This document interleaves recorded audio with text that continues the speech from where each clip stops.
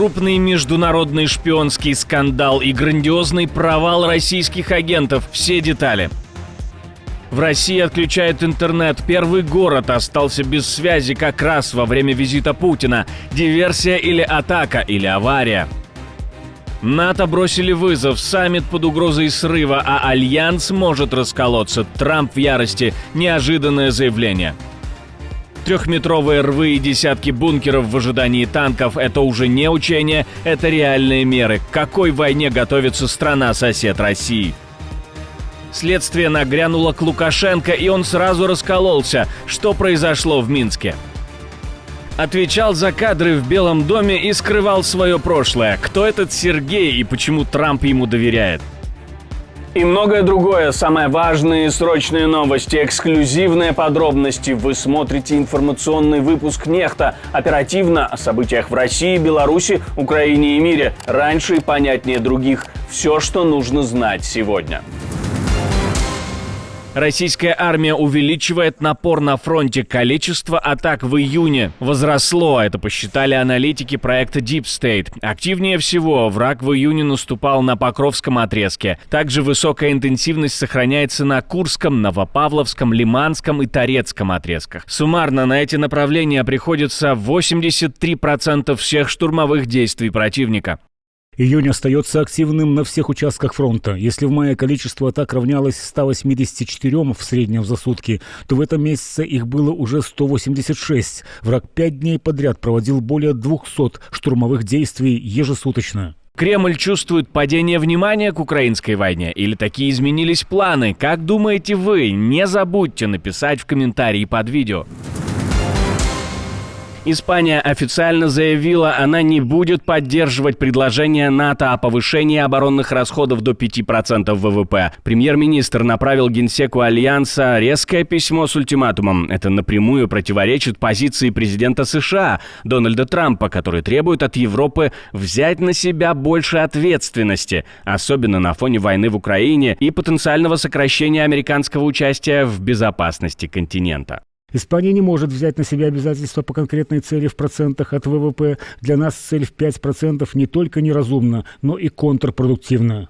Испания готова поднять планку максимум до 2,1%, но не выше. Внутри страны на правительство давит собственная коалиция и политический кризис, коррупционные скандалы, падение рейтинга и опасения, что бюджет на оборону убьет социальную повестку.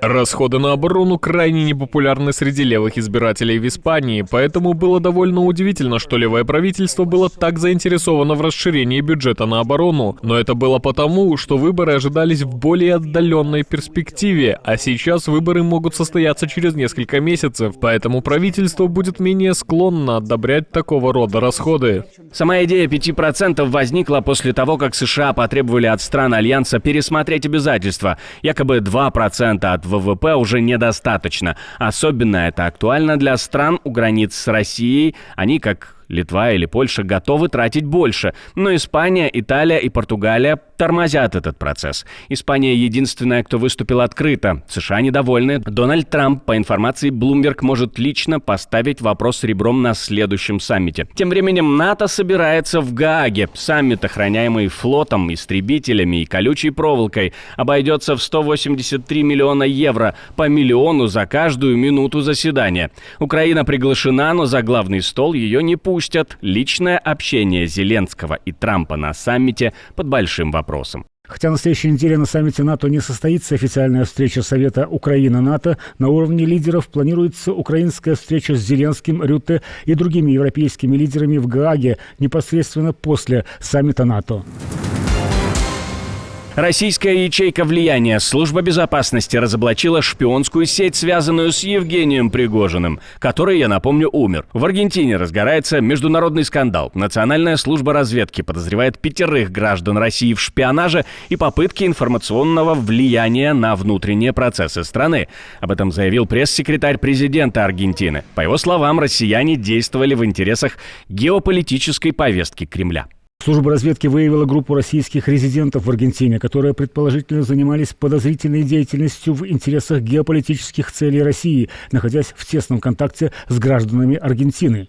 Главным фигурантом стал Лев Андриашвили, которого власти считают координатором группы. Вместе с женой Ириной Яковенко он якобы курировал сеть агентов, финансировал операции и выстраивал связи с местными структурами, от общественных организаций до медиа. СМИ уже называют эту группу частью так называемой «компании», тени проекта, который был унаследован от лахтинской фабрики Евгения Пригожина. Остаются ли они в стране, задержаны ли, власти не уточняют. Российское посольство в Буэнос-Айресе уже направило запрос в МИД Аргентины и отметило, что ни Андриашвили, ни Яковенко не состоят на консульском учете. В дипмиссии назвали происходящее очередной шпиономанией, за которой якобы стоят противники Москвы, желающие подорвать отношения двух стран.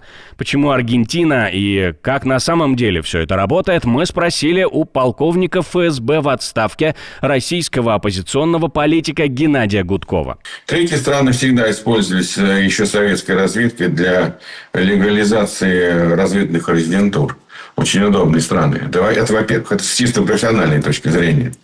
С другой стороны, если это получилось в Болгарии, если это получилось в Сербии, если это получилось в какой-то степени в Австрии, если это получилось в ряде других стран, если это получилось в Бразилии, а почему сейчас, допустим, не создать группу, так сказать, поддержки путинского режима в Аргентине? Там мягкий контрразведывательный климат. Вот я извиняюсь, так сказать, я говорю уже профессиональным языком. Есть жесткий контрразведывательный климат, есть мягкий. Там достаточно мягкий контрразведывательный климат. Там нет такого... Там, я думаю, что там даже нет русского отдела в контрразведке, потому что никогда ни Советский Союз, ни Россия не была врагом Аргентины в силу, потому что просто нет отношений таких. На фоне скандала в Аргентине анонсировали создание аналога ФБР, нового следственного центра, который будет заниматься борьбой с терроризмом, международной преступностью и иностранным вмешательством. Напомним, что в августе 24-го из Европы в Россию были возвращены супруги Дульцевы, агенты ГРУ, скрывавшиеся в Словении под аргентинскими паспортами. Власти опасаются, что именно Аргентина превращается в один из ключевых хабов русской теневой сети в Латинской Америке. Эстония роет окопы, не метафора, а прямая подготовка к возможной войне. На юго-восточной границе начали строить Балтийский оборонительный рубеж. Гусеницы танков здесь не пройдут. В деревне Вынске экскаваторы уже выкапывают 3-метровые противотанковые рвы, которые должны сдержать возможного врага и превратить его в легкую мишень. И это только начало. Сейчас строится до 4 километров заградительного рва. Утверждаются места под 28 бункеров, которые мы окончательно зафиксируем к осени этого года, и до 10 зон хранения. И да, рвы роют не только на государственной земле, но и на частной. Власти уже начали переговоры с владельцами участков, либо выкуп, либо аренда, либо обмен земли. В этом году на строительство оборонительного пояса государство выделяет 4,4 миллиона евро. Уже утверждается расположение десятков бункеров, и это только первая очередь. Без связи, как в блокаду, в Санкт-Петербурге резко исчез мобильный интернет, и не на час, а на несколько дней. Кремль вырубил интернет ради безопасности Путина. Украину обвинили в угрозе жизням и не только Путина. Подозревают дело в боязни ударов по главному лицу. Пресс-секретарь Путина Дмитрий Песков заявил, что такие меры максимальные и якобы необходимы, потому что, цитирую, «украинцы подрывают поезда с мирными людьми». Конец цитаты. Такие отключения происходят не впервые в России, это уже становится нормой, но раньше это делали локально, незаметно. Сейчас масштабно и открыто, ради одной персоны. Это уже не про безопасность, а про демонстративный контроль. Правда, может быть, это для того, чтобы люди не могли проверять заявления Путина, который, к примеру, считает, что экономика России растет, а мировая падает. Инфляция почти побеждена, а бедность исчезла как класс. Видимо, еще под Бахмутом. Мы достигли рекордного за всю историю страны снижения уровня бедности в Российской Федерации. По итогам прошлого года она составила 7,2%. И позитивная динамика здесь сохраняется. Главный HR Трампа скрывает прошлое и страну рождения, но все было бы ничего, если бы его звали не Сергей. Практически. Директор по персоналу Белого дома Серхио Гор оказался в центре резонансной истории. Он до сих пор не сдал анкету для доступа к секретной информации, документ обязательный для всех с допуском к гостайне. Гор утверждает, что родился на Мальте, но местные власти этого подтвердить не смогли. Ранее он носил фамилию Гороховский, переехал в США с Мальты в 1999 и, по словам знакомых, родом он из Советского Союза. Журналист The Washington Post Брайан Крэпс выяснил, что Гор использовал тот же пароль, что и в 7 российских имейл-аккаунтах. Совпадение? Когда его спросили, где он родился, Гор ответил только «не в России». Главный по кадрам в Белом доме, не имеющий допуска к секретной информации, с мутным прошлым и следами в .ru домене. Вопрос теперь не в том, что он скрывает, а зачем его вообще допустили к работе в Белом доме и на какие процессы он может повлиять. К Лукашенко наведались российские силовики, точнее, главный силовик России. Только не с обыском пока, но с задачами непонятными, но очень важными. Я прибыл, это плановая поездка, хотел вам доложить. Сегодня у нас состоится рабочее совещание по актуальным вопросам, по актуальным делам, которые мы расследуем. Вы знаете, я вам докладывал, еще раз хотел подтвердить, что действует наша совместная следственно-оперативная группа по расследованию геноцида белорусского и российского народа. А вот Лукашенко раскололся сразу и признал, что все это брак по расчету. Я хочу, чтобы вы понимали, что в это непростое время мы с вами, мы это не скрывали, единственное в мире государство, что мы с Россией, мы были, есть и будем всегда с вами. На нас вы можете рассчитывать. Естественно, мы делаем это аккуратно, осторожно. Отдельное спасибо, что смотрите, досматривайте до конца. И спасибо за доверие. Жду ваших развернутых комментариев, лайков и репостов. Это важно для того, чтобы нас с вами становилось больше. Прекрасного вам дня и продуктивного тоже. На этом все. До новых встреч и хороших вам новостей.